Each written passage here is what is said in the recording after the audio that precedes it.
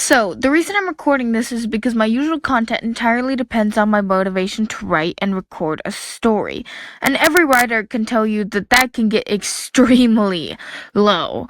And this isn't story based, but story analysis content. And today, I'll be analyzing The Tunnel. Yes, I am analyzing my own work. Spoiler warning, and on to the analysis.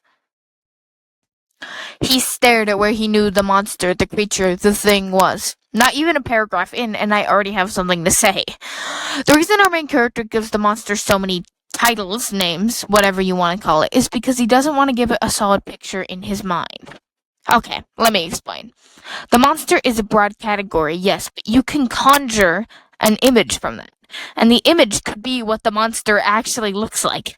And he doesn't want to see it, to imagine it, so he switches to the term creature, because creature is broader, has more positive connotations than monster does. And on to the thing. The term the thing can mean pretty much anything. It's as broad as he can get. It's pretty much impossible for him to conjure the real form of the monster, even if it's already almost impossible, before he switches to it. And the reason he switches between these terms for the monster is because if he gets attached to a term, he'll get attached to an image, and he's too paranoid of the image that stays being what the monster really looks like to let himself do that. Hello, dear. The reason the monster calls a protagonist dear is because it shows a certain level of familiarity that it doesn't know shouldn't have. It showing this level of familiarity to him is unnerving. Weird.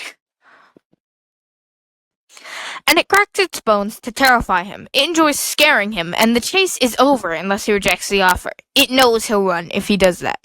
He's still terrified, of course, but it has to make sure he is. Has to make his terror guaranteed, and he immediately knows it's doing this to scare him.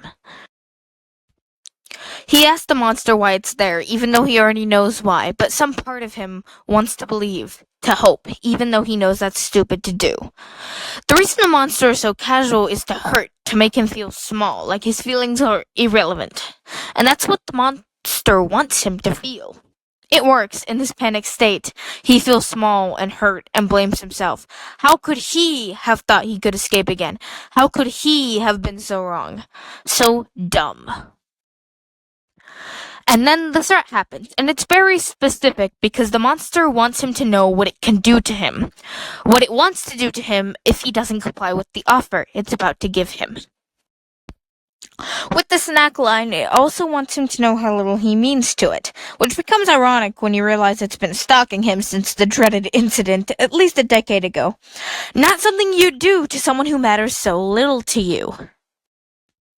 The monster is giddy when it talks about the only way out of death. It really wants him to accept its offer. And being given a way to escape death is of course very confusing to our main character. It chased him all the way back to the tunnel, where it ruined him. Why would it pass up on the opportunity to ruin what's left?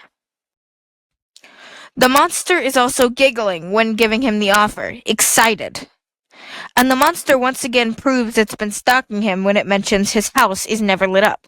It knows the unlit house is a usual thing, not just a tonight thing, and it adds another threat. This is what I'll do to you if you don't comply, if you don't accept. And our main character thinks about it, and the fact that he'll be a mindless puppet, and thinks about the fact that he'll be a corpse if he declines. Less than a corpse, he corrects himself, which shows he's familiar with what the monster does to its victims. A memory from the incident, perhaps. He knows the former option is still better than the latter option, but he has to ask. Am I going to have to see you in the light? Because he's spent years not wanting to see what it looks like, and he'd rather die at this point than see the thing that ruined him. He's told by the monster that no, he won't have to put a face to the name. And then it lists off the title he's given it, which is emphasizing once again it's been watching him. Our main character, when agreeing, frames the agreement in a true but blunt way. He's agreeing to become its puppet, and he says that.